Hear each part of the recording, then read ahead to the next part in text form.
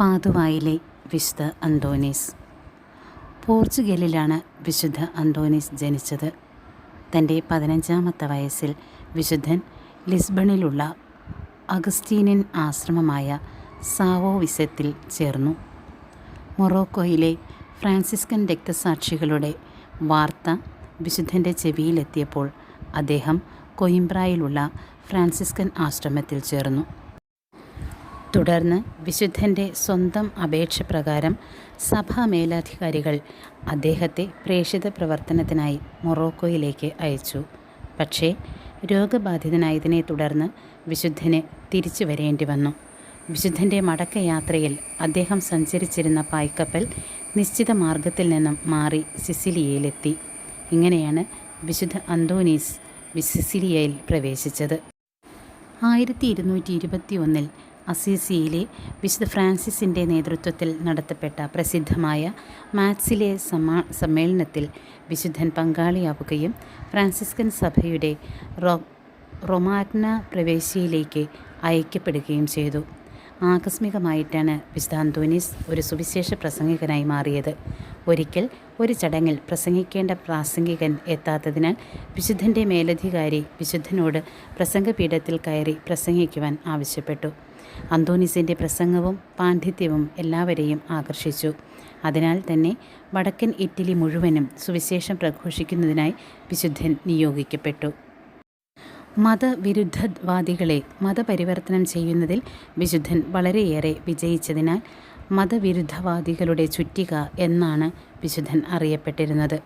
ഇതിനിടെ വിശുദ്ധൻ്റെ ആഴമായ പാണ്ഡിത്യം മൂലം വിശുദ്ധ ഫ്രാൻസിസ് അന്തോനീസിനെ ദൈവശാസ്ത്ര അധ്യാപകനായി നിയമിച്ചു. ജനങ്ങളെ വളരെയേറെ ആകർഷിച്ചിരുന്ന ഒരു സുവിശേഷ പ്രഘോഷകനായിരുന്നു പാതുവായിലെ വിശുദ്ധ അന്തോനീസ്. വിശുദ്ധൻ ഒരു നഗരത്തിലെത്തിയാൽ ആളുകൾ തങ്ങളുടെ കടകൾ അടയ്ക്കുമായിരുന്നു. വിശുദ്ധൻ്റെ പരിപാടികളിൽ പങ്കെടുക്കുവാൻ ജനങ്ങൾ രാത്രി മുഴുവൻ ദേവാലയത്തിൽ തങ്ങുമായിരുന്നു. ജനങ്ങളുടെ മനസ്സിൽ അത്രമാത്രം സ്വാധീനമുള്ള ഒരു പ്രഘോഷകനായിരുന്നു വിശുദ്ധൻ. പാതുവ നഗരവുമായി ഒരു പ്രത്യേക ബന്ധം തന്നെ വിശുദ്ധനുണ്ടായിരുന്നു. കാരണം വിശുദ്ധൻ്റെ താമസ സ്ഥലവും സുവിശേഷ പ്രഘോഷണത്തിൻ്റെ കേന്ദ്രവും പാതുവ ആയിരുന്നു. 1231 അനുതാപത്തിലൂന്നിയുള്ള നിരവധി സുവിശേഷ പ്രഘോഷണ പരമ്പരകൾക്ക് ശേഷം വിശുദ്ധൻ്റെ ശക്തി ക്ഷയിക്കുകയും അതേ തുടർന്ന് അദ്ദേഹം കാമ്പോ സാൻ പിയാറോയിലെ ഏകാന്തവാസം നയിക്കുവാൻ ആരംഭിക്കുകയും ചെയ്തു. എന്നാൽ പെട്ടെന്ന് തന്നെ വിശുദ്ധന് പാതുവായിലേക്ക് മടങ്ങേണ്ടി വന്നു. പക്ഷേ വിശുദ്ധന് പാതുവായിലെത്തുവാൻ കഴിഞ്ഞില്ല. ക്ഷീണിതനായ അന്തോനീസിനെ ആർസെല്ലയിലെ പുവർ ക്ലാര സന്യാസമഠത്തിൽ എത്തിച്ചു. അവിടെ വെച്ച് വിശുദ്ധൻ കർത്താവിൽ അന്ത്യനിദ്ര പ്രാപിച്ചു. അപ്പോൾ വിശുദ്ധന് 36 വയസ്സായിരുന്നു പ്രായം. പാതുവ നഗരം മുഴുവനും വിശുദ്ധൻ്റെ അന്ത്യത്തിൽ ദുഃഖമാചരിച്ചു. അദ്ദേഹത്തിൻ്റെ മരണത്തിനു ശേഷം ഒരു വർഷത്തിനുള്ളിൽ തന്നെ അന്തോനീസിനെ വിശുദ്ധനായി പ്രഖ്യാപിക്കുകയും 1946 പിയൂസ് 12 പാപ്പ വിശുദ്ധനെ സഭയുടെ വേദപാരംഗതനായി അംഗീകരിക്കുകയും ചെയ്തു. തിരുസഭയിലെ ഏറ്റവും പ്രസിദ്ധരായ വിശുദ്ധരിൽ ഒരാളാണ് പാതുവായിലെ വിശുദ്ധ അന്തോനീസ്.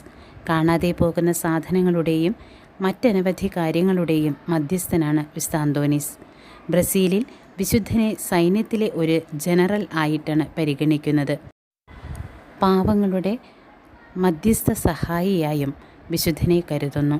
മാത്രമല്ല വിശുദ്ധ അന്തോനീസ് മരിച്ച നിമിഷം മുതൽ വലിയ അത്ഭുത പ്രവർത്തകനായിട്ടാണ് വിശുദ്ധനെ പരിഗണിച്ചു വരുന്നത്.